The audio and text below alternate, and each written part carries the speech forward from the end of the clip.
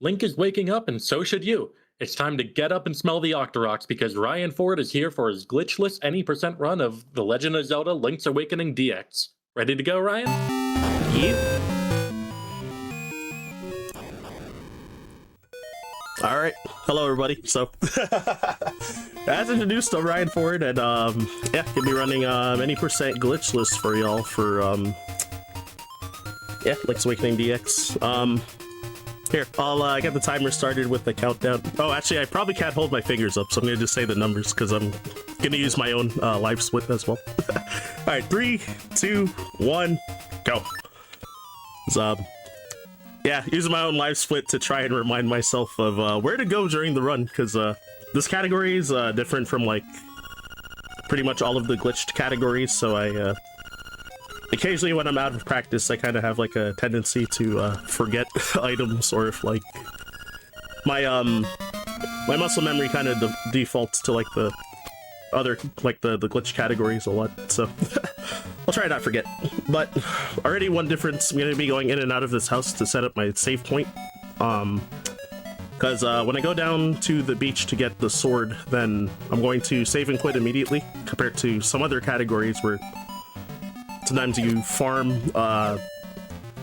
rupees on the beach from killing like these enemies, like these urchins and like Octoroks that are around. Because each of them have like a 50% chance to drop a rupee, and in a lot of other categories you would farm up to 10 rupees to buy some items from the shop. But unfortunately, both intentionally doing rupee duplication and also doing safe quit abuse to buy items without actually spending the money is both banned and glitchless. So can't do that. So I need to farm a lot more, or I need to find a lot more money during this run. So instead, due to another trick that's also banned called bomb triggers in glitchless, we do still need to get the key to get to Dungeon 1, and fortunately on the way there is a chest that has 50 rupees, so we're gonna get that instead of farming for rupees, which is nice. And so yeah, this cave I'm gonna head to, so I want to be standing on the very last pixel before, whoops, before falling into this pit here, so that you can spin slash to break those crystals that are in the way, so that you can push this rock to get this 50 rupee chest. And now there's gonna be another big trick here called was it the Moblin boost? So I need this Moblin on the bottom here to face upwards, so that I can push him over the hole. Oh, there you go. And alright, nice. So that you can kind of hit the corner of the pit tile so that you don't fall in. And you can get a damage boosted across barely. I don't know, it's not considered a glitch in glitchless, so don't ask me, I don't make the rules. These rules were made, a lot of them mostly before my time. It. Right? Yeah, and yeah, I'm gonna also issue a flashing lights warning for a bit. Oh, actually, that's a little early, my bad. I forgot that I'm supposed to go to the trendy game first in this category, so actually hold off on the flashing lights warning, I guess. So yeah, this 50 rupees, so instead of getting the toadstool that I actually walked by right before the Moblin boost, we're going to actually get this magic powder here, so that we don't have to do like a trade sequence to get the magic powder. And also in glitchless, we also have to get this Yoshi doll with the crane game as well. So gonna get both. I thought you were way off on that, but it actually did work out. It took so long to close. I know. I was actually a little worried too. Like I thought, because I tried to do like the safer strat where I kind of set up further. We use like a visual cue, and because of that, we like set up a little further left than the optimal strat. But I was like, oh, did I actually forget the visual cue? I thought it was late, so low key. What? Yeah, so if I missed, I was gonna complain about it and mention it, but then I didn't. So I'm like, oh, okay, well, wasn't worried for a second. You played it cool the whole way through. Yup. All right, so here's the flashing lights warning. So I'm gonna steal this shovel, and then when I walk back in, I'm gonna automatically take a death here. And shoot, what was I gonna say? Oh, the reason for this is, well, we do need the shovel to get the key for Dungeon 3, and we also do want to get some bombs for this run. So the bombs are available after you purchase the shovel. So kill 2 birds in 1 stone, and you know, don't want to farm to like 200 rupees, and then steal the bow. Oh, whoops. Gotta wait a small amount after the shopkeeper turns to face up towards you before you start leaving. I think it's something like around 10 frames after he turns, something like that. So yeah, I moved a little early the first time. You can also, when he turns up to face you could just like go the long way around him, like go behind the counter and stuff, but it technically is slower, so I usually try to go the faster way, but sometimes I get punished here and there. So yeah, I traded the Yoshi doll for that bow, or a ribbon, and now trading this ribbon for the dog food, which the last time I ran this for an event, for a GDQ hotfix show, I forgot to get that dog food, so I did not forget this time. So I did lose a lot of time after beating this first dungeon. So those pit tiles down there, you can do a strat called pit walk, which is also, I think, like frame rule dependent. It's like 50-50 whether it'll work or not, even if you execute it correctly. But oh no, I think it's subpixel dependent, actually. I forget. But either way, it's like 50-50 whether it'll work or not, even if you do it right. But I think it's also banned in glitchless, if I recall correctly. So not even gonna, can't even try it for the swag. Usually for run is like dying, then some people will go for it in other categories, but oh, that Moldworm is such a troll. Good thing I was at full health though, if anything, so it's not too bad. And yeah, so most of this dungeon, since we don't need to get the seashell, which was on the cracked wall like 2 rooms ago, then pretty much just heading straight for the feather and then trying to get as many keys that you need to get to the boss. And the feather normally is like one of the most broken items in like glitched categories. Ones that don't include like ace or going to like the final boss right away. So here's the feather, largely because of doing super jumps, but of course that is banned in this category, so I'm gonna mostly be using it for mobility, like obviously to jump over pits, and then when moving diagonal, it's faster to jump if you have the feather equipped, compared to walking diagonally. Link's movement speed is, what is it? He moves 16 subpixels per frame when walking in a cardinal direction, and moves 12 subpixels per frame when moving diagonally. But his speed is 16 still if you're jumping while moving diagonally. So yeah, so you do save quite a bit of time jumping diagonally.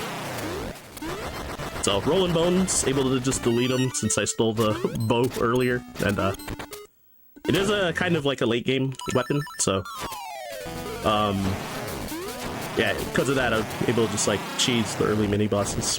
That Moldworm was pretty good. RNG was nice, so it certainly made that fight look a lot easier than most of my runs in recent. Yeah, I imagine he's not supposed to go down that easily. Yeah, definitely not. Especially if at the very start, so when I pause, I see where he's going, and since he was going up, I decided to charge a Spin Slash to do twice as much damage on the first hit and be able to kill him in 3 hits instead of 4. But a lot of times if he's heading like straight towards you, you usually won't have time to charge a Spin Slash. So you have to kind of like jump around him and hope that he doesn't kind of like zigzag around a wall when he starts moving really fast. But yeah, it gave me like pretty favorable movement throughout the fight, so that was really nice.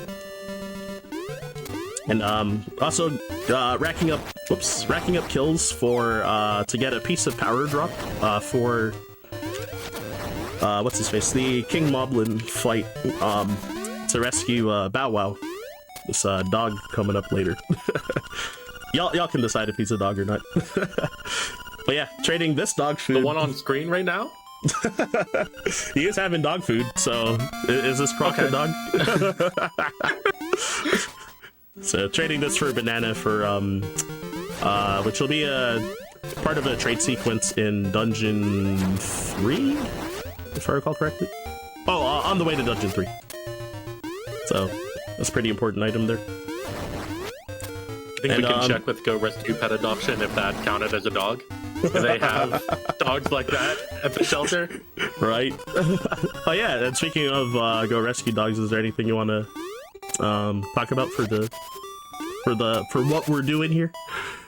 Sure. Well, we do have a $5 donation from Anonymous as part of the donation train. I asked for a favorite character, and they say that their favorite Zelda character is Yoshi. Nice. Well, I can't complain. We saw Yoshi, and this is a Zelda game. Exactly. Yeah, so... But yeah, thank you very much for that donation as well, by the way. And, yeah, so entering the Moblin Cave. So, I did waste a bit of time trying to rack up extra kills, just to see if I could show off this, one cycle with getting the piece of power here versus King Moblin. I actually failed it every run that I did yesterday, so hopefully not this time. Oh shoot, I almost failed it, but there you go. So since the piece of power does makes your sword damage do twice as much, then the King Moblin has 8 health, and Link's level 1 sword normally does 1 damage with the swing, and then his spin slash does 2 damage, but yeah, it gets doubled with the piece of power, so you're able to get 4 hits, ideally, in 1 cycle. Compared to normally when you're fighting him, you'd probably get like 1 spin slash, 3 hits, and then like 1 spin slash and like 2 hits on the next, or something like that.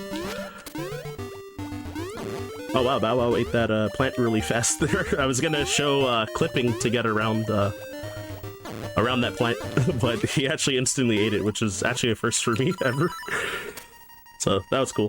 For some reason, clipping in some parts of the run is allowed in glitchless. I don't know when or why, to be honest.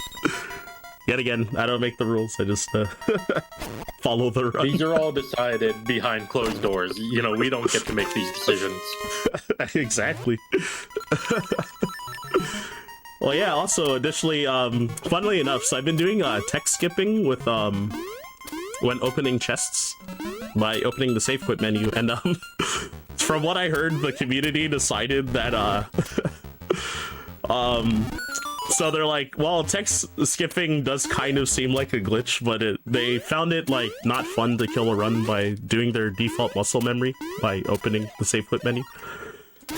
And just, like, doing it by habit, so the community decided to allow it. Which, I still disagree with that personally, but it's doesn't feel like that big of a deal. Then, like, I think the fun of, like, doing, like, whether, like, doing a run is fun or not also definitely does matter to some degree as well. And doing these text skips also, yeah, they save about 8 frames per text skip, except for if I'm opening a rupee chest. It's actually very slightly slower to open the save quit menu to text skip, because the chests with rupees have like slightly less text. I forget. I think it's like loses like 2 frames if you do a text skip, which I sometimes do by habit actually. So I think, but I didn't this time though. Which also additionally we have a money route here. So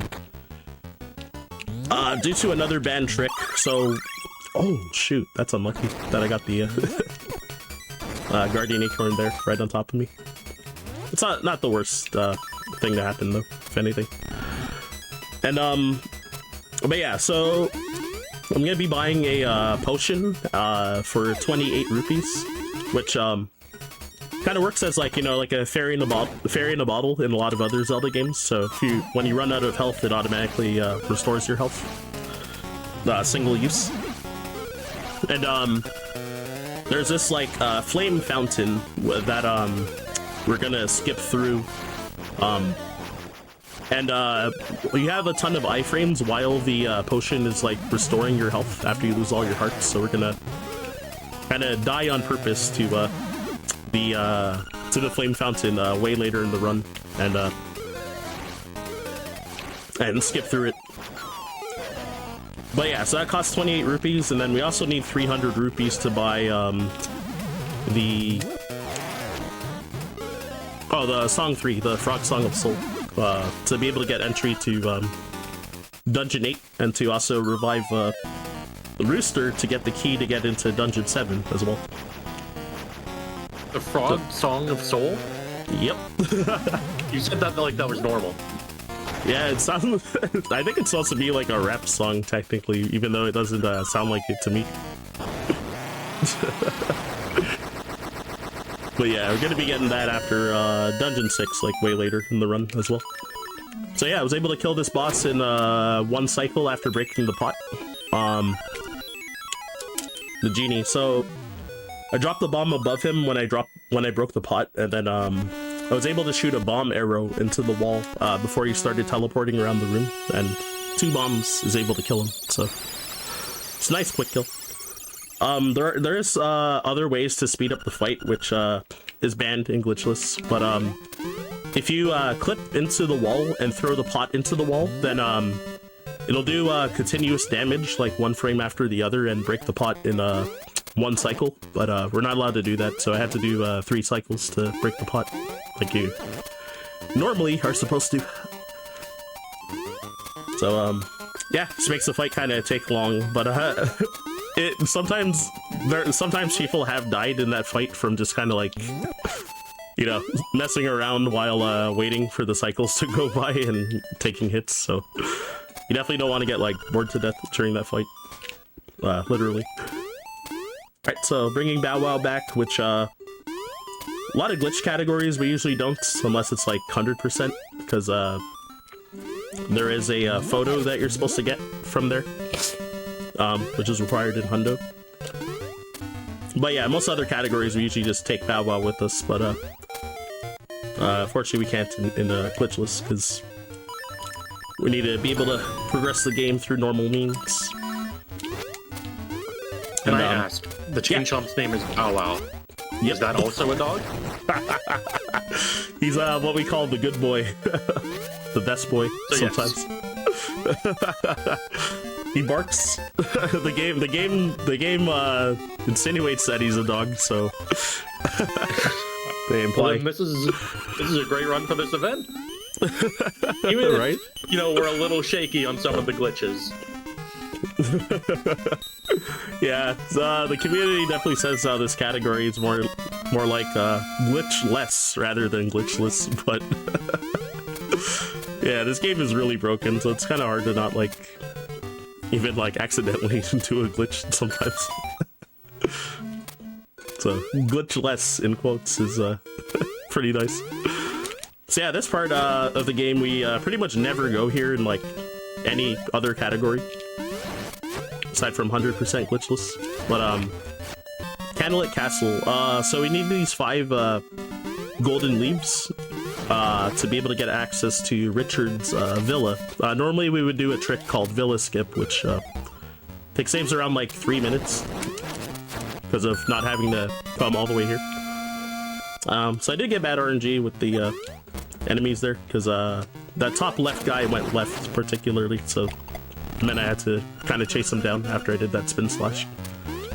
So if all 3 enemies are kind of like near enough to each other, you can jump and spin slash to just hit all of them with one, which is kind of cool when it happens. But I think it's like roughly a 50-50 chance that you'll get it versus not getting it. So I lost on the coin flip there.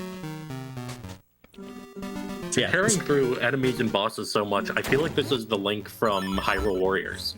Oh my gosh, Hyrule Warriors, I never played it, but I find it hilarious that a game looks like Dynasty Warriors so much. Link, well, yes. Well, Link kind of just tears through enemies exactly like this. So I feel like there may be a connection. Just shreds right through. And yeah, being able to play like so many other characters, like it's nice fan service for that game too. I think it's really Certainly, cool. but Yoshi is not there. Tisk tisk. Oh. But yeah, we're almost through Candlelit Castle here. Yeah, pretty much gonna grab this last feather here, which is kind of awkward. Like, you have to throw this rock to make this bird get off the tree and charge at you. And he takes 2 hits to kill normally, so yeah, you ideally want to just spin slash it, because like sometimes when you hit it the first time, it might just fly off the screen and then be gone forever, and then you have to leave that screen and go back and try again. So it's kind of it can be annoying if you miss by accident or just like forget what you're doing. So yeah, head into the villa. The intended way, which is really rare in this game in general. So kind of really only see this in glitchless. So yeah, 3 text boxes there. I don't know if it's Japanese 1.0 exclusive for that one, but you can press B to skip most of the text boxes and not have to like mash through his backstory of telling you how his castle got invaded and him asking for help. But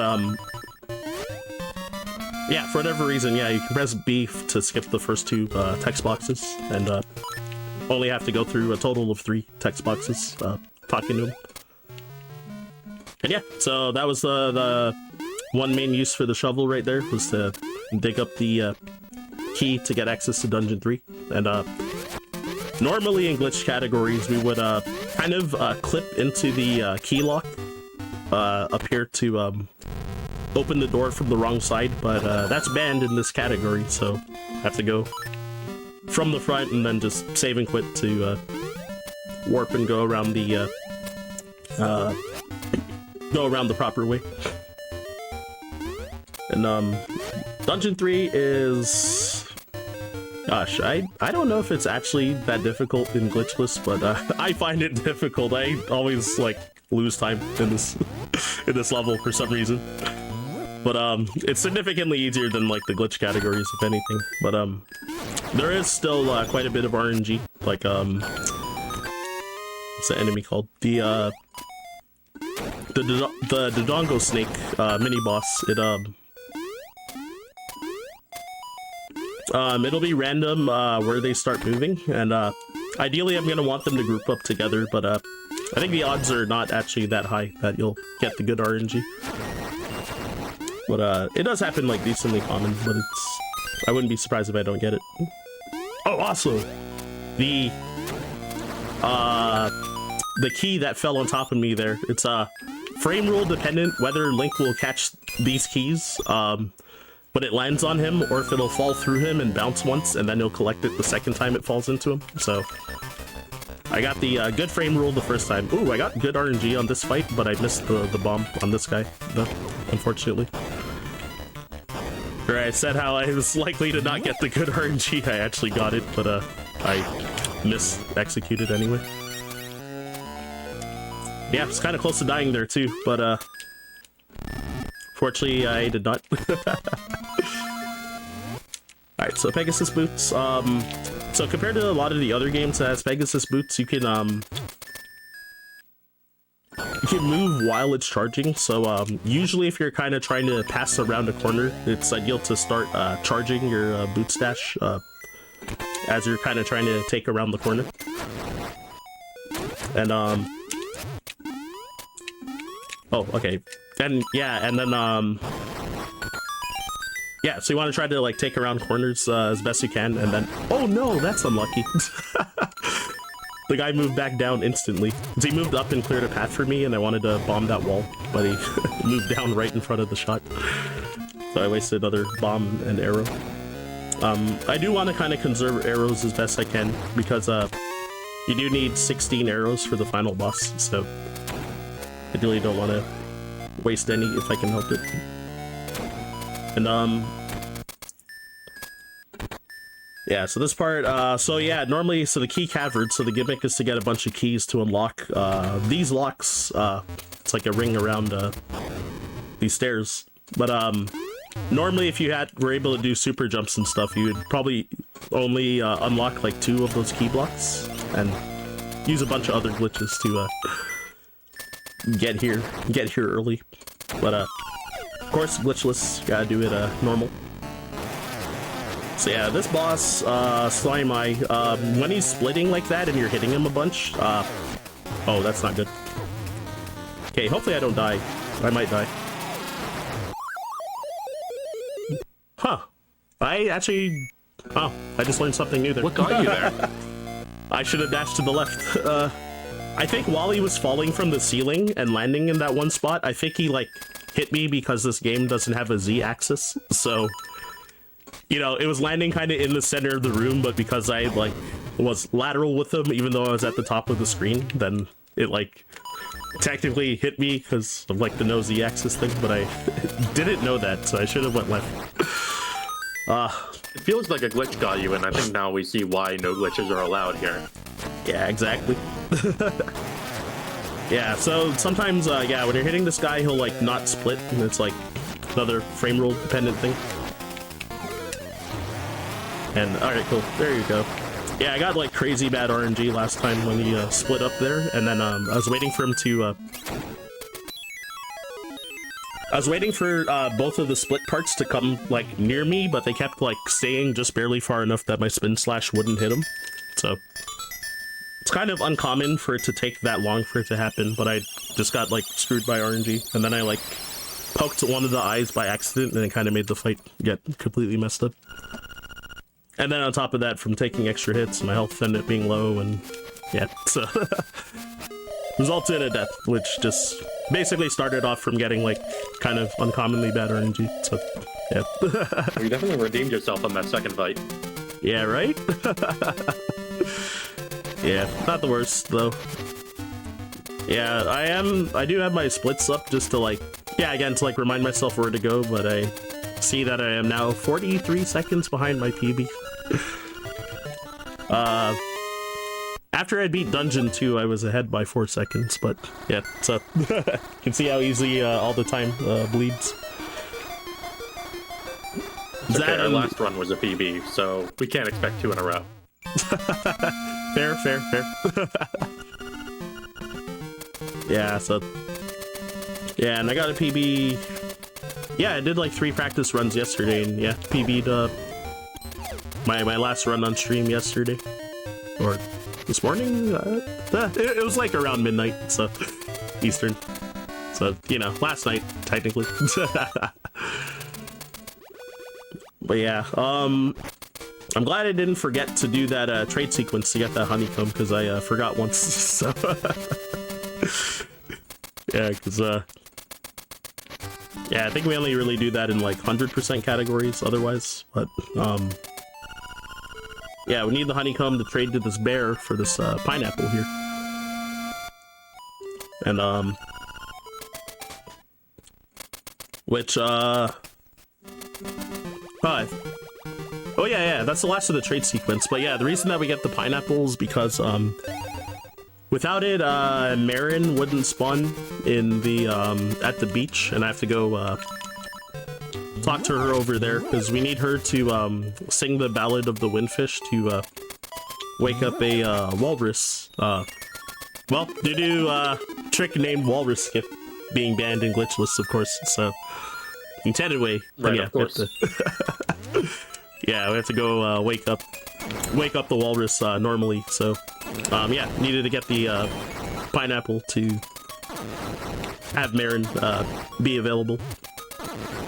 But first, making a detour to the Dream Shrine real quick to get the Ocarina, which we need to, well, gotta learn the Frog Song of Soul, as I mentioned earlier, to, get access to Dungeon 8, and, you need to also play the Ballad of the Windfish, after learning it from Marin later, to, get access to the Windfish egg at the, end of the game. So the final dungeon. And, yeah, so I make my way to the beach, which is pretty straightforward. So, yet again, if you have anything that you want to say to the folks watching and working. Sure. Well, we do have a $5 donation from Alu Vixipede. No comment was provided, but we very much appreciate it. And make sure that you remember that when you do donate, make sure to scroll down, go to the incentives, and go ahead and put $5 towards that bid war that we have going on for Lego Racers. Currently, it is $50 for Scooter, $40 for Joan of Cart, sorry. So that could swap over at any time. And also that donation will go to just the fact that we're trying to hit the $1,250 milestone for the Sekiro boss rush. And I'd very much like to see that. Oh, I'm sure we'll hit that. Keep them coming, folks. Alright, cool. Right at the end of the tech smashing cutscene there. The community meme. So the seagulls that are flying around there are like RNG, like the pattern that they fly around, which doesn't affect the run at all, but a lot of the community likes to pretend that there's no RNG there with the seagulls. But I love to point it out because it's it's a fun meme. But yeah, here's yeah, the walrus here, so yet another bit of a cutscene. Certainly not as long as that last cutscene. I was just mashing through, but not a whole lot going on here. Which, yeah, at the beginning of the run, I talked about how, yeah, there's a trick called bomb triggers, which can either cause cutscenes to play or skip certain cutscenes. So you would normally do the bomb trigger to force this cutscene to happen. But in other categories, and normally in other categories you would have Bow Wow here, which if you actually cause the cutscene to play in full will cause a soft lock to happen. So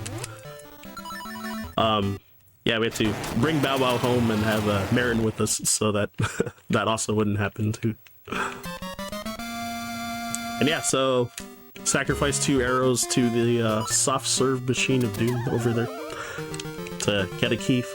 So this key is for access to Dungeon 4,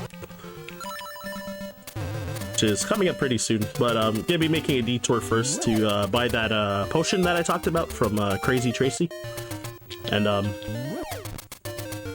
fortunately, when you buy the potion, you also do get healed to full as well, since I did take a bit of damage here.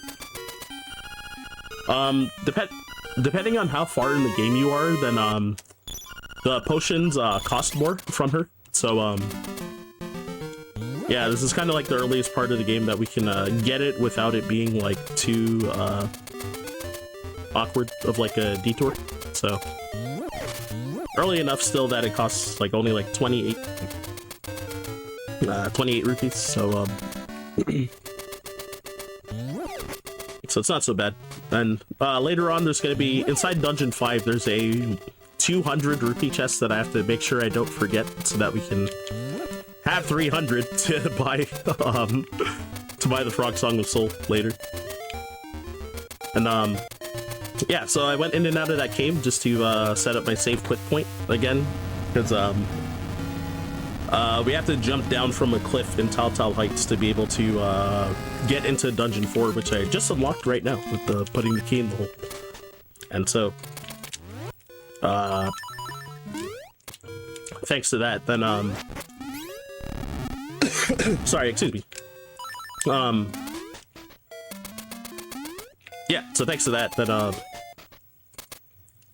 yeah, don't have to double back compared to for example, we have a category like any percent no save quit, wrong warp and out of bounds, and for example, you would have to, you know, actually just go all the way back because you can't save quit, which that category is still fun despite, like, you know, not being able to use like save warping like with save and quit, but it is still a fun category to route and stuff.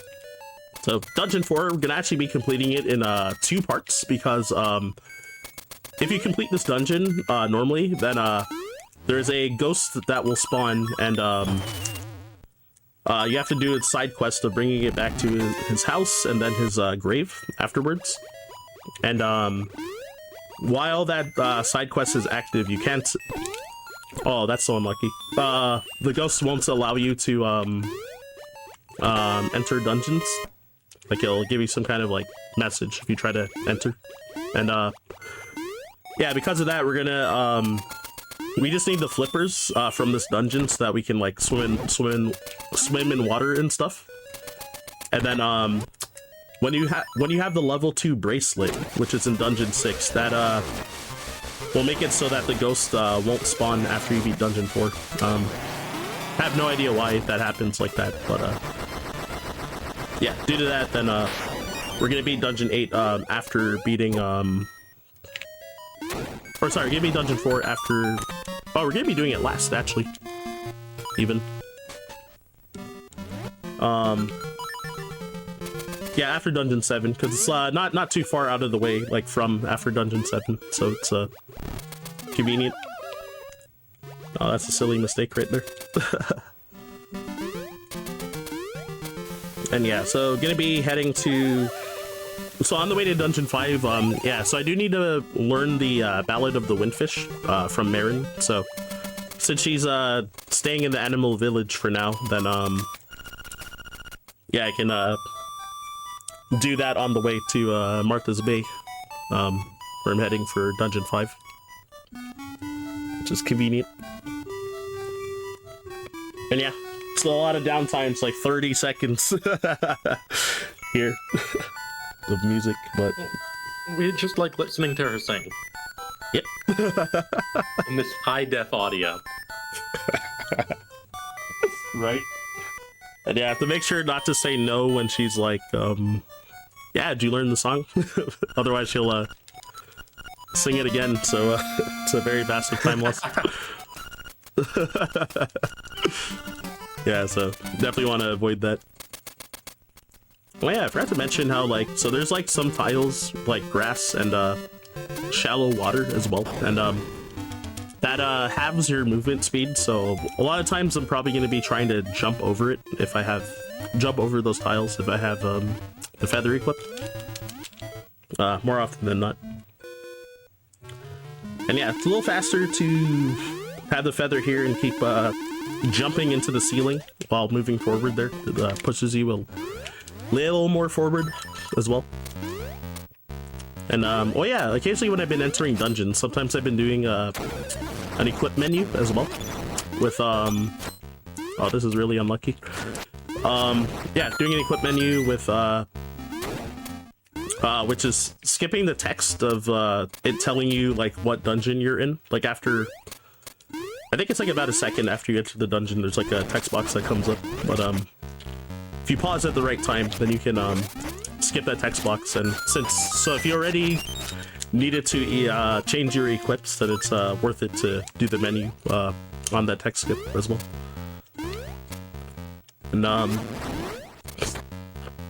And yeah, so this dungeon, oh my god, I got boned. It made Link's put away his sword when I was trying to charge my spin slash there. Yeah, the Stalfos, the troll. But yeah, so Master Stalfos, so you're supposed to fight this guy a total of 4 times, and he stole the dungeon item, which is the hook shot here. So we have to get it from defeating him the 4th time. So there is a kind of a glitch where you can overkill that first phase if you use like 4 bomb arrows, and he'll die and give you a key there, which all the other Master Stalfos fights will still happen, like this one, but yeah, like an extra key would drop if you overkilled him there. But in glitches, that's a ban to do as well. So I needed to hit him 3 times so that he would run away, and I hit him with yeah, 2 bomb arrows and then just like 1 regular bomb so that I can save an arrow as well. A little bit of cheese here, poking the sword through for that, to hit that Zol on the other side instead of having to lift the pot and push the block and like go towards the Zol to kill him. And, yeah, so that's Master Stalfos 3, a quick work of them. And There's a pretty tough trick coming up.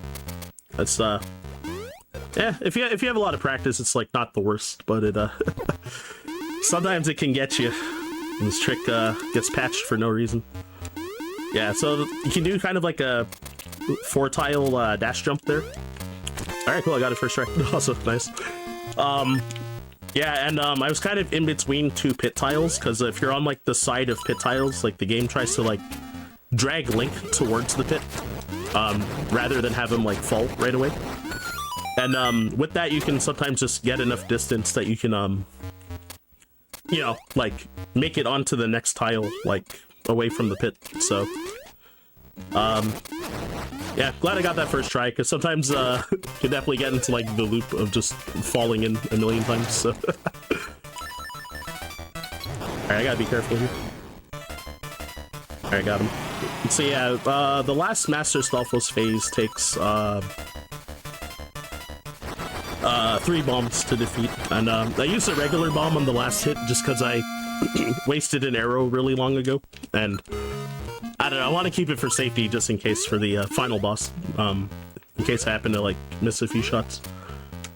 So, okay, glad I remembered to get this chest, because it's kind of like not in my natural muscle memory, because like pretty much like all the glitch categories don't bother getting that 200 rupees, so I've occasionally in runs and practice have sometimes forgotten to grab that, and then just like loses a lot of time. So yeah, now that I have the hook shot, since I don't have that extra key from like the overkill on Master Stalfos 1, we have to take this path to get to the boss. And I'm gonna try to do a dash jump here to clear this pit.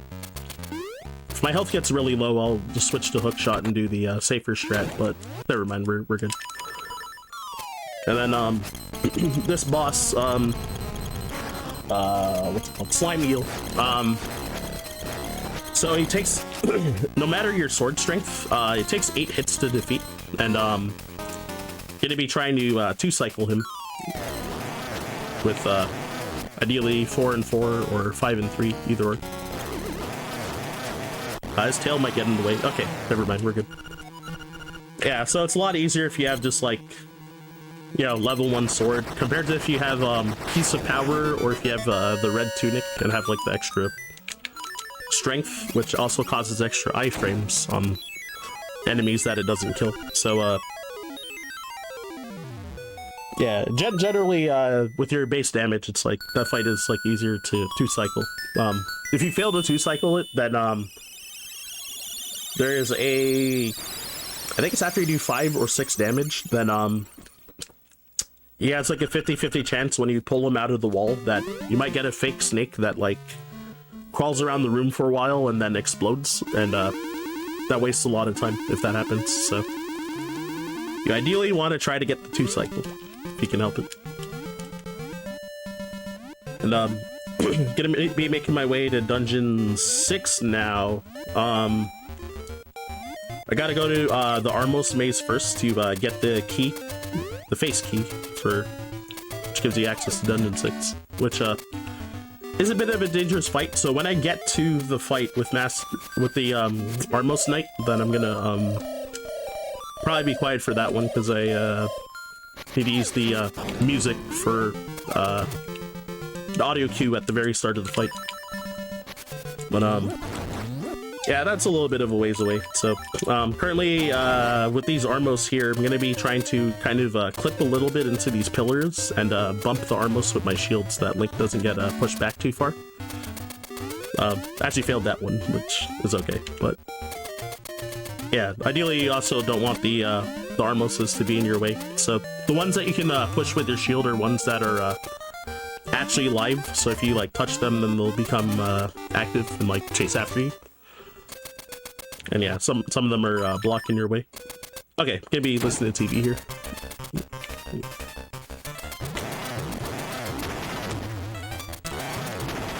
Alright, good. Alright, that one will. Yeah, this guy does like 1.5 hearts of damage per hit, and like if you mess up, then he'll a lot of times be like sticking right on you, so it's like not uncommon that you might like take a second hit unintentionally. And there are some parts in this segment where I do want to take intentional damage, so ideally don't want to take any unintended hits, just for the sake of survival slash because I also bought the what's it called, because I bought that potion, I don't want to like end up using it by accident during the run. And I guess if I'm like still in Dungeon 6, oh, that's really unlucky that happened. If I'm still in Dungeon 6, then there is a backup potion that you can get if you lose your potion, but after that there's not really like a good backup. Like you probably have to try and get money somewhere and buy another potion from Crazy Tracy. So yeah, like losing 2 hearts, for example, on that Armos right there is like already kind of what makes it dicey. Sometimes you could get lucky and like that that bomb fairy that was on the screen, you might be able to take a hit from that instead and lose only 1 heart and use your iframes to go past that Armos instead. But there will be some heals in this dungeon coming up though, so be chilling. All right, and yeah, some of the parts of this dungeon I'm still like not too familiar with, so I gotta remember where I'm going sometimes. So yeah, I'm just gonna be holding up and left throughout this 2D section to hopefully not get hit by these guys, but it's kind of RNG what pattern you get. And got the triple hit, which is the worst RNG you can get. Which is not the end of the world, but that is a bit unlucky as well. So yeah, level 2 bracelet, so that's gonna allow me to skip the oh, I'm out of bombs. I didn't realize. Oh my gosh. What do I do as a backup here? I actually don't know. That's funny. Oh shoot, that's not good. Yeah, I actually don't know what I'm supposed to do. It's a backup strat here.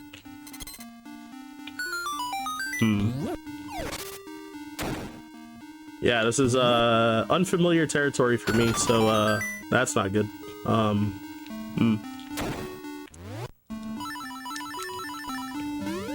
Yeah, sorry, I might have just completely blew the run. It's a situation that's never happened to me, but because I messed up like everything, and then shoot. Oh, that other part needs a bomb too. Oh, that's not good. Wow. Yeah, this is I never thought about this ever. That's crazy. At least we got a that's never happened before out of this. I know, right? Oh, this is really bad. But yeah. There's someone like more knowledgeable in chat that's like screaming at me right now, being like, Keep an eye out for you. Go to insert spot. Yeah, the chat broke for me, so I can't read it here. Yeah, so there's a bomb like way over there, but how do I get to that room from here? Without a bomb, I actually don't know. Yeah, so I don't have the boomerang either, which would be like an ideal backup item, but I don't think these chests have bombs, but you know, I'm gonna start grasping at straws right now and pray, I guess. I don't think these do. Nope. Yeah, I'm sorry about this, that I completely blew it. Hey, it's alright. You know what, well, I'll give you a moment to think. I'll just put out a call real quick. If you'd like to help with future events, we do always accept volunteer applications before our events. They typically run alongside submissions and are announced on our Discord and Twitter. Keep an eye on those if you're interested in running production, tweeting the tweets, or maybe hosting live on the mic like I am right now. Even if you're just looking to volunteer for the first time, we would be happy to help you get your foot in the door. And you know, one way that you could volunteer right now is if you have a backup strat where we can get some bombs. What? I got a bomb somewhere and didn't notice? That's crazy. Oh my god. Oh, this is so silly, man. I guess one of those like pots had a bomb and I like didn't see it or hear it. But I have one now, but I didn't even notice when I got it. That's crazy. Alright, sure. We'll take those, I guess, but I don't know how healthy this run is in terms of my estimate anymore, though, because I wonder where I got it. Oh, it was here. Okay, well, There you go. yeah, for future reference. There you go. Because I know there's a bomb right here, but I was like, well, I don't know how to get here with like the switch being messed up, so... Oh, that could have been only a minor time loss instead. Are always the same. Sorry? The item from pots always the same. Yeah, most of them. If they have, some of them have like a guaranteed set item under them. So I I knew there was an arrow under one of them, but I didn't know there was a bomb under another. So that's completely my bad. Well, thank you, Nintendo, for thinking of everything. Yeah, I got lucky. I was about to go revisit the shop and take another death and like buy 10 more bombs, but but then I opened the pause menu to equip my boots and I was like, wait, I have one bomb. When did I get that? I didn't see or hear a drop. So, and yeah, drop rates on enemies are most of them are set on enemies, and majority of them are either health or rupees, or health or a rupee, and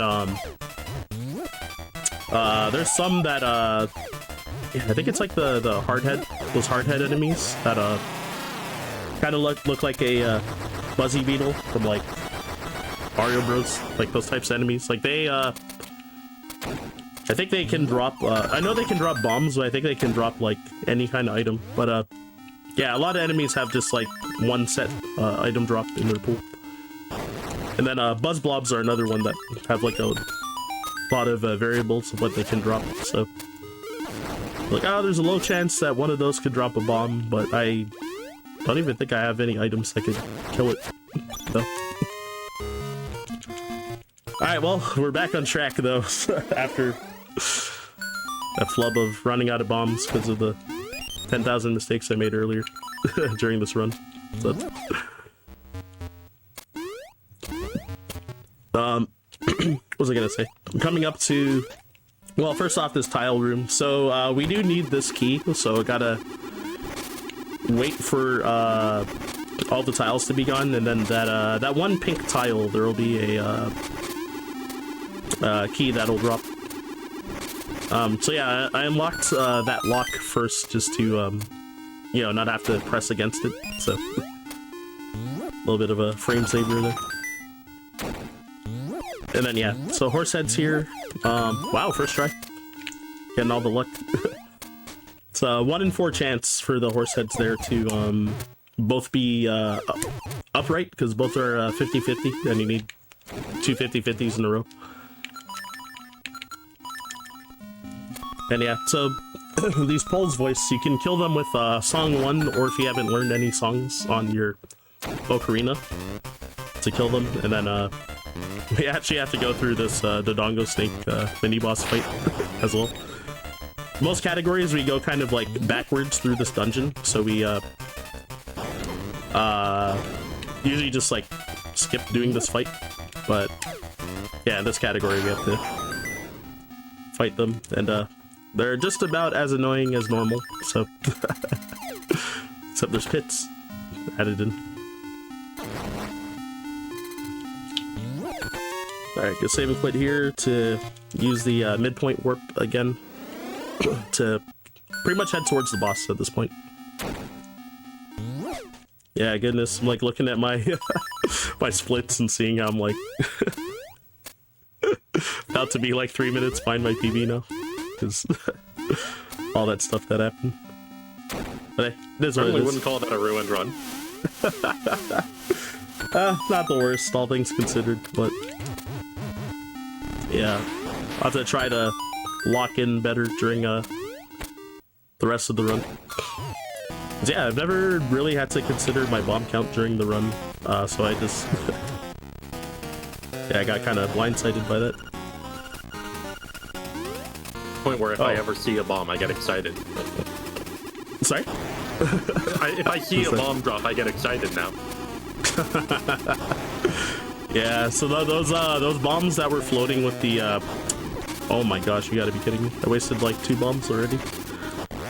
Yeah, for whatever reason on the third, so we get to cheese this boss because before his text box comes up at the start of the fight, he what does he do? Oh, his hurt box is active, so you can hit him with bombs pretty much like 3 times before the fight actually starts technically. And yeah, for whatever reason the third bomb I tried to drop like wouldn't input for some reason, so I missed 1 hit, and then yeah, that made the fight go a little longer there. But that's also new to me. I've never had that happen in a run ever, so yeah, I get a lot of firsts here. We like it whenever you can say the thing. Yep. Yeah, I need 1 rupee just to have like have it not be 468 and have like a more epic number, you know? It's been teasing me. But yeah, so gonna be heading to what's this place? The Signpost Maze to get Song 3, the Frog Song of Soul. Yeah, now I have extra rupees because those 2 chests I checked in hopes that they were maybe bombs. Oh yeah, right, so I was mentioning earlier, so any of the items that are floating in the air, that have like wings on them, like arrows and bombs, the arrows give you, what's it called? The arrows give you, or yeah, arrows and bombs that give you 10, even though there's like 1 of them hanging in the air. And for hearts, it gives you it restores 3 hearts, like those ones with that are held up with wings. So yeah, gotta make sure to read the right signposts telling you to go in whichever direction. One killer that can happen is if you're kind of like over mashing through your text box, then you can if you double talk to the same sign, then then you have to start this whole thing over. Yeah, there was also a jump I did earlier over the like 4 pit tiles on the screen that well, you do have the hook shot actually at this point of the game in this category, but yeah, doing that jump skips needing to use the hook shot, which I fell in the pit once, which was silly. Alright, let me see if I can get the chat back up on my phone, because yeah, the chat broke and said it was unavailable for for a long while. Oh yeah, I forgot to, well, I was gonna say I forgot to issue a flashing lights warning, but on my capture, I think because it's on, because it's like 30 FPS, it's like not actually showing the flashing, so never mind, we're fine. Yeah, because it's kind of like a light show, so the screen just kind of goes like black and then normal and like alternating like that, so yeah, so give me this I often forget in runs, but I'm glad I'm remembering this time. But to get the the rooster, yeah, after learning the Frog Song of Soul, so get to revive the blue rooster, which lets you fly around, which we need to get the key for Dungeon 7, and the bird key. And normally there's a trick that kind of like kills runs in a lot of glitch categories called rooster skip that we do, where oh, I forgot to equip the, there you go. But yeah, what is rooster skip? It so there's a trick called hookshot jumps, where if you're over a pit tile, then you can and you use your hookshot before falling in a pit, or I guess like lava or water without flippers if you have the hook shot without flippers. Then yeah, if you use the hook shot, then you when it comes back to Link, the game counts Link as grounded for 1 frame when it comes back to him, so you can jump if you have the feather equipped on that 1 frame, so you can all the pit tiles you're gonna see when I go into the cave to get the bird key, and you'd be able to do ideally 2 hookshot jumps to cross that gap. So it's a double frame perfect trick normally, but we don't have to do that in this run since we have the rooster and can just fly over the pits. So normally in runs in those glitch categories, you can make it easier by pause buffering until you get the frame that you need, and then just buffer your jump with the feather, which does lose at minimum 8 seconds total, but you know, it makes it like, you know, significantly easier to just hit the frame every time. Because this game has this game has like the best like pause buffer system out of like pretty much any Zelda game, because like you probably know about pause buffers if you watch like Ocarina of Time or Majora's Mask speedrunners and stuff. But this game, because you can buffer another pause out of a pause, so you can just keep advancing the game 1 frame at a time by pausing over and over and buffering it. So due to that, you can like, just keep advancing the game 1 frame at a time until you hit the frame that you need. And additionally, you can also you can open and close your map, which advances the game by 4 frames instead of 1. So you can do map buffers as well. So yeah, it's pretty broken. You actually can't do that in you can't do it as well in the original Link's Awakening, like the not Game Boy Color one, like the colorless game. But yeah, pause buffers are still pretty strong in that game too, but they're not as broken as the DX version. And also the Oracle of games, also they you also can't buffer a pause like out of a pause, so you have to, if you want to advance the game 1 frame at a time in that game, you have to actually like manually time your pause every time on the next frame, which makes frame perfect tricks more difficult if you're buffering it in that game. Seasons and Ages, which Ages actually does have a couple tricks where you do you need to actually do that, where you advance the game 1 frame at a time, and certainly kills runs at every skill level. So anyways, that's a long ramble. So we actually have song 3 here, so we don't need to bomb trigger to wake up this guy. But for whatever reason, glitches, we're still allowed to skip through his head, because as his neck is extending out, then you can oh, what the yeah, as his neck is extending out, then you can run right through him. If you get stuck in his neck before when his hitbox becomes active, then you can actually get like stuck in his neck and just get like stun locked to death. So you really want to be careful about that and make sure that you just that you go through him at the right time, which is pretty easy. You can just also just like completely brush up against his head, and then once it starts extending out, you'll just like easily like walk through it. And yeah, so needed to fill out that rolling rock there to get that key. There's gonna be another one to get the nightmare key to get access to the boss as well in a bit. Oh yeah, I didn't also mention when I did the flame fountain skip. So when I used the potion, I just kind of casually did it while like rambling about pause buffers. But I was about to ask you about it. Yeah, so you used the potion to just run right through the flamethrower? Yeah, exactly. So like I ran out of health. I was ideally trying to get my health below 5 hearts so that I would, or 5 hearts or less, so that I could take only 2 hits from the flame fountain. Normally, if you were to, in glitch categories, we're allowed to clip into a wall, and if you're at least 1 pixel kind of clipped by just like, and like walking into a wall like from the edge of it, then you wouldn't get knockback when you get hit by the flame, so you can actually use your iframes to pass through it, but that's banned in this category, so we use the exploit of the potion, restoring your hearts to pass through in this category. Which, the intended way is to get the mirror shield from Dungeon 7, but even if he did have it, it's slow.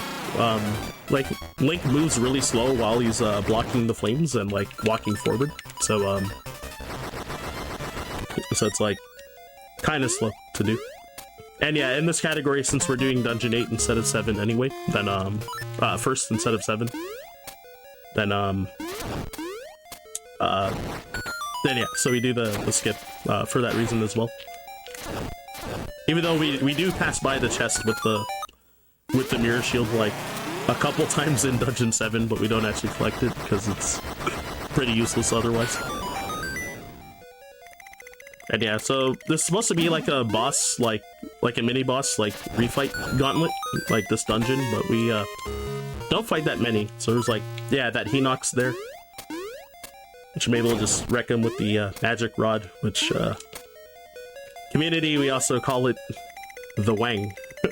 But there's kind of a reason. You'll see after this dungeon, hopefully, if I do the setup for fun. What are those things you keep pushing that clear out the goo? It's like a little Roomba. Oh yeah, funnily enough, we do call the room coming up after this mini boss, we call it the Roomba room, but Okay. the hint from the owl statue calls it a rolling rock, which I don't know, I guess that's what it's called. Yeah, so we have to fill out this entire room with what's it called? Oh, whoops, I messed up, but at least I didn't kill the rolling rock, if anything, so. But yeah, you ideally want to jump with Link to be as close as you can to this chest to optimize your movement a little, so I probably lost like 2 seconds to falling in the pit and not doing it properly, but that's whatever. It's a pretty minor time loss. So yeah, gotta push this one again to clear over the lava, and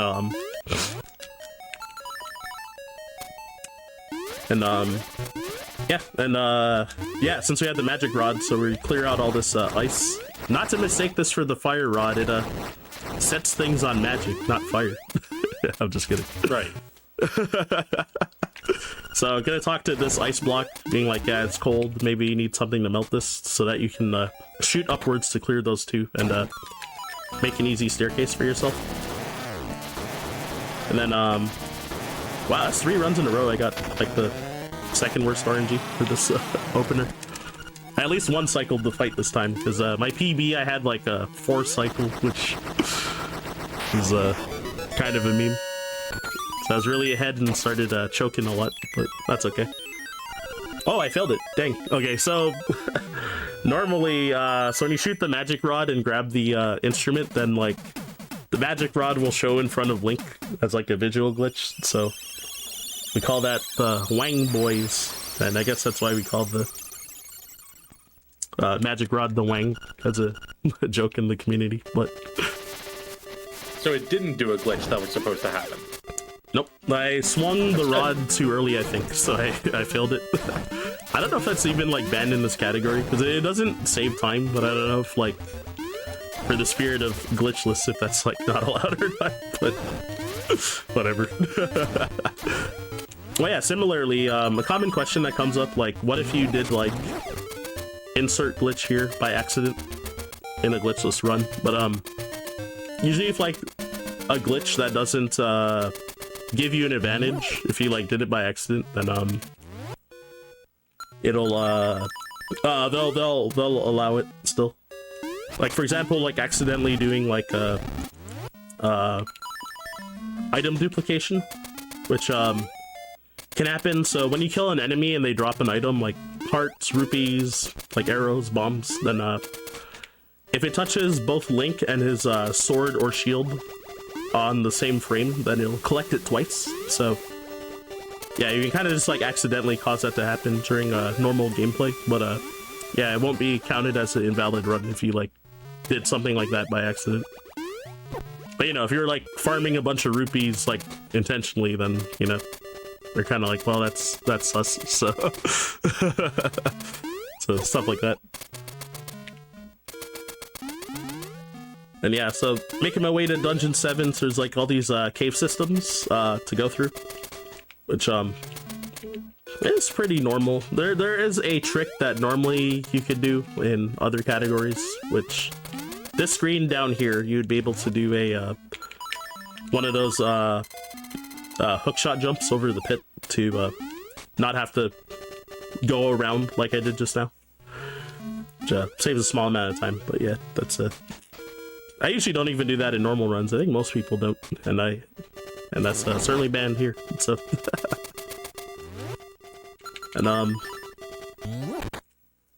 and yeah, so Dungeon 7. Yeah, this dungeon is very different from strats compared to like pretty much every other category, because old routes in like most other categories, we used to use the metal ball to break these pillars, which this pillar puzzle is usually for a lot of people that have done first time playthroughs of this game, usually will commonly say how they found this part like frustrating to figure out this puzzle. But yeah, normally ever since bomb triggers were discovered, and the pillars getting destroyed is tied to a cutscene, so you can just bomb trigger to break all of them. But yeah, obviously banned in this category, so we gotta do the old metal ball strats here, which yeah, so yeah, these 4 pillars that are on this floor, which will knock down the 4th floor into the 3rd floor, which will let you get access to the boss. And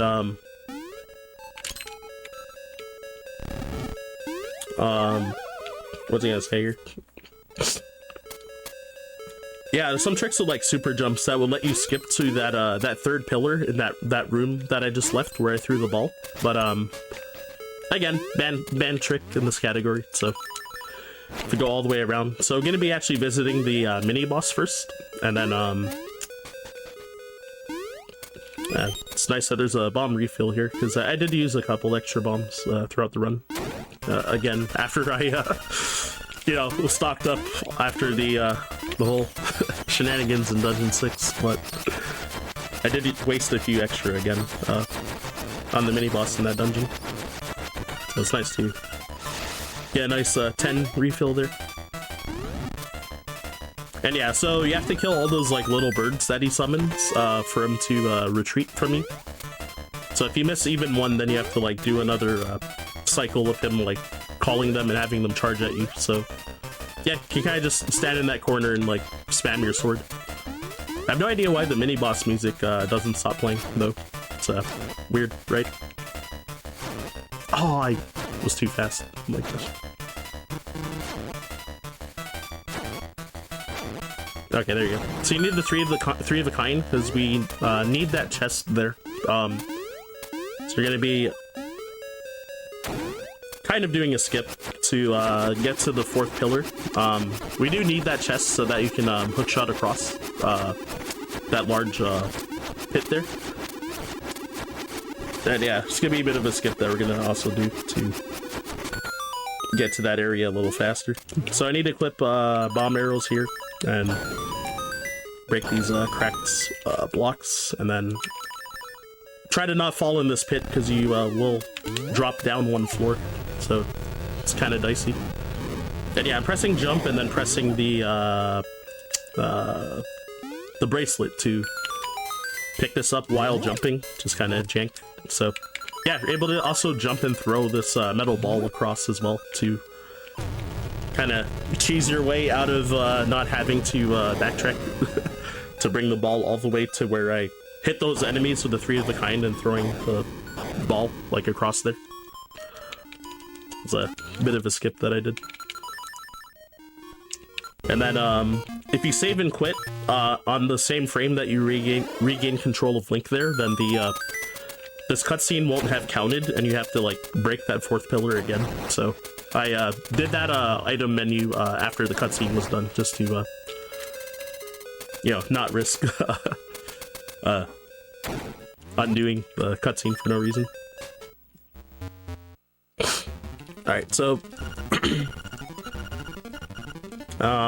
yeah, so the Evil Eagle boss fight. Since we had the magic rod from visiting Dungeon 8 first, then yeah, I'm gonna just be staying on the bottom and try to have him come towards me and can spam to spam the magic rod and ideally hit him 3 times.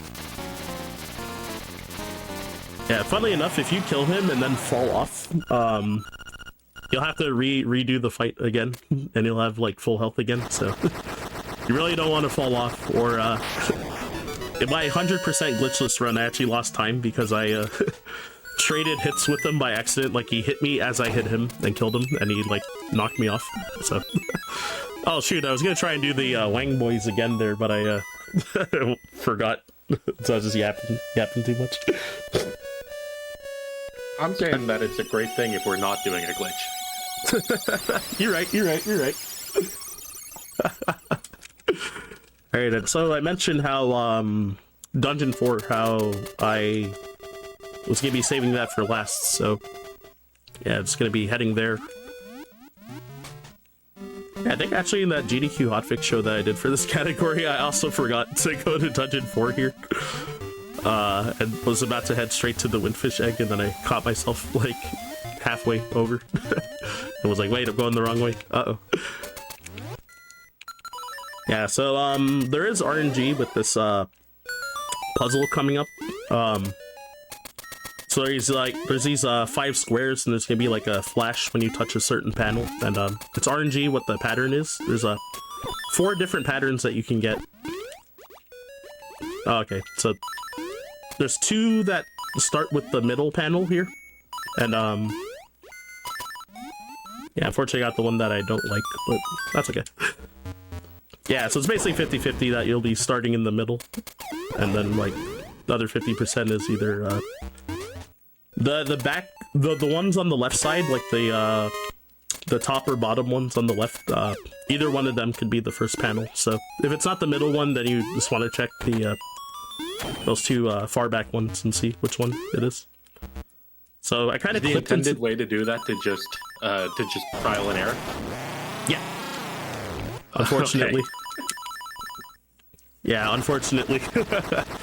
Yeah, unfortunately there's only 4 patterns, but yeah, you just have to kind of hope you get the right one to be optimal. So yeah, since I got it like second try and I got like the bad middle pattern, then kind of did waste a little time, but not that much.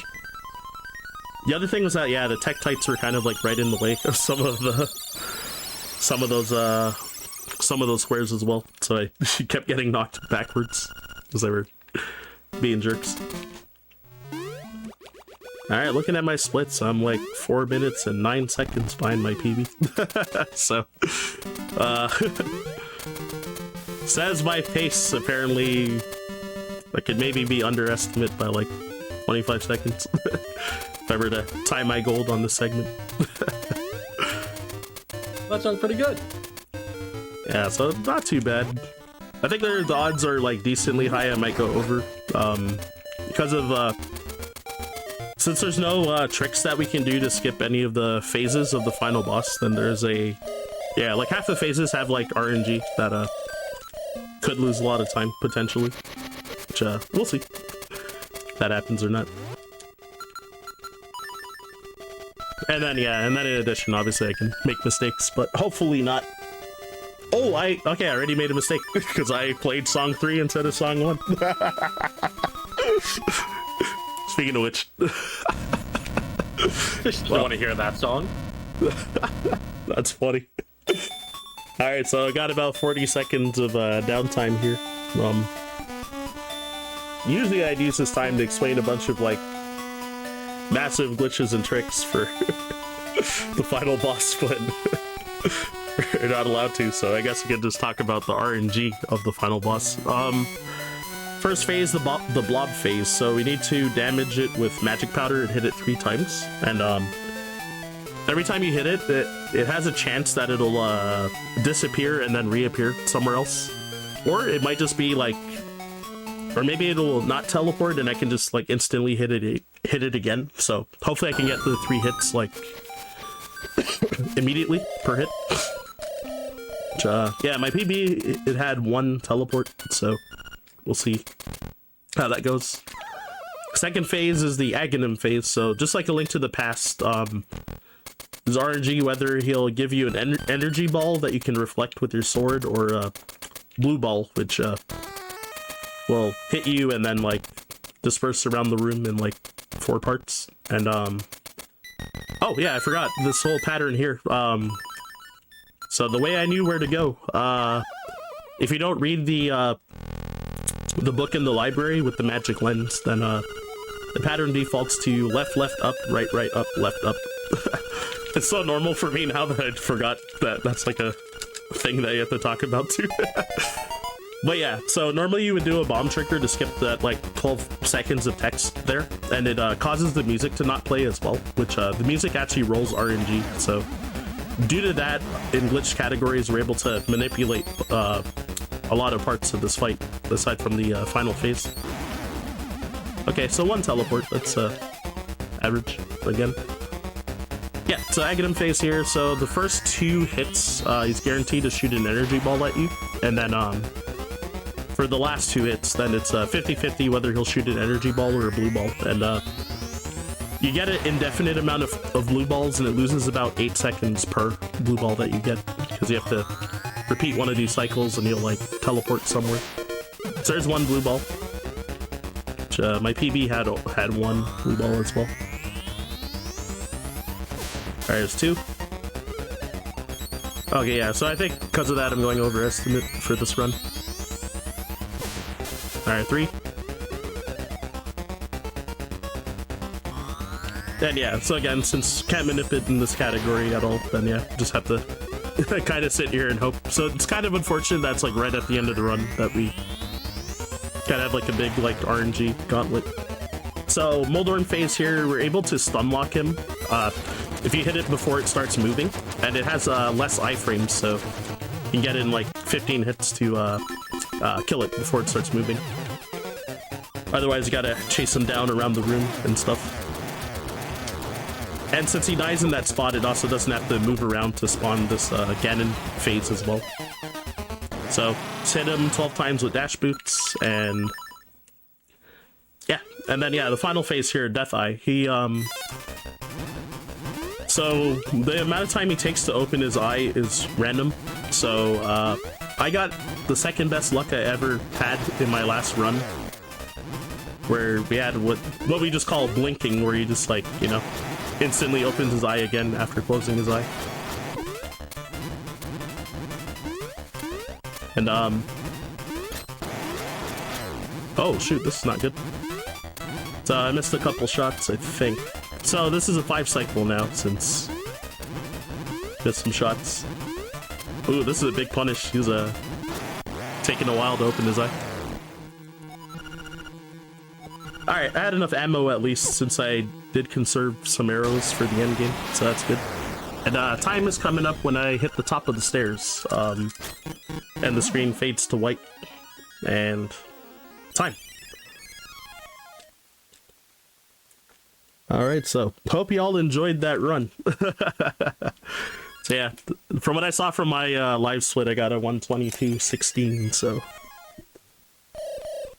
hey, not the worst, all things considered. No, definitely not. I wouldn't have thought that there was any kind of bomb shenanigans from the final result. Right? Yeah. I feel like I had like a little bit of an aggressive estimate, but yeah. I wouldn't have expected to run out of bombs there and not know what to do. So that's my bad. That was a knowledge check. Great recovery. Right? Thank you, thank you. Yeah, it was a knowledge check, so if I knew sooner, then it could have maybe been like 2 minutes better than this, but it is what it is. But yeah, I hope you all enjoyed, and yo, thanks again for the folks that donated during this run as well. And yeah, hopefully keep them coming. And well, thank you so much. Is there any shout outs you want to toss out before we let you go? Oh yeah, right. Yeah, shout outs to Link's Awakening DX community. As well as M-Chan, I know he ran did he run yesterday? Yeah, I'm pretty sure it was yesterday. The days are blending together for me. But yeah, he offered to commentate since he was participating in this event, but since we had the time change, then he's at at work currently in office. So, but yeah, appreciate the offer. And yeah, if y'all want to follow me, I'm at Ryan_Ford522. I will be doing the opening run for SGDQ with Donkey Kong Country 2, 102%. So a lot of my stream will probably be grinding that, and I've also been grinding a very long JRPG game called Arc-Rise Fantasia, which I got the world record back like 2 weeks ago, but I'm trying to get a time that I'm more satisfied with, even, but it's like almost an 8-hour run, so we'll see how that goes. Anyways, thank y'all for having me, and enjoy the rest of this event. Absolutely. Well, thank you so much for being here. All right. Well, thanks for hosting. That was a fantastic run. You know, never count a run out. If it runs out of bombs, we can recover. And that's what we learned today, is to never give up. We're going to be taking a short break while we get our next run ready to go. And we will be right back with you.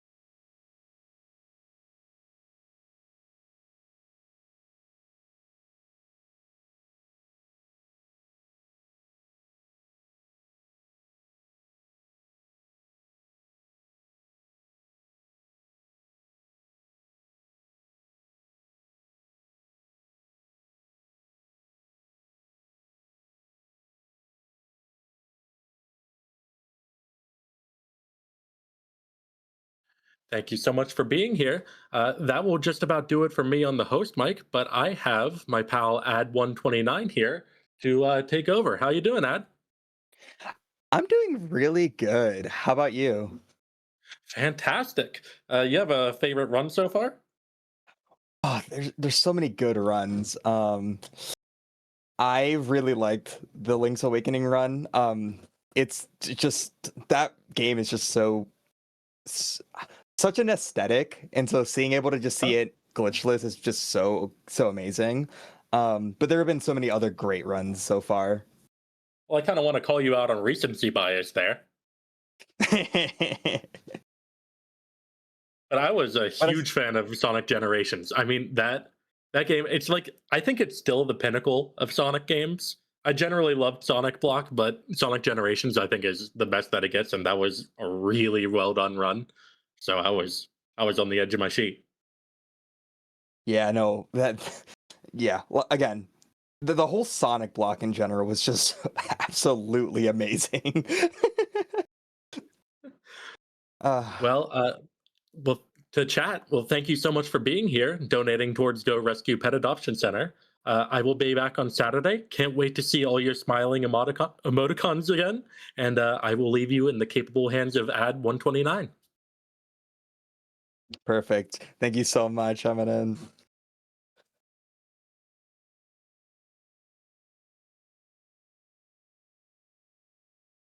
All right, but yeah, hello everyone, and welcome to No Glitches Allowed 2026. I am your host, Ad129, and I am so excited to be your host for Lego Racers and Kingdom Hearts. I'm very excited, and we're supporting Go Rescue Pet Adoption Center, which is absolutely an amazing cause that you should keep donating for.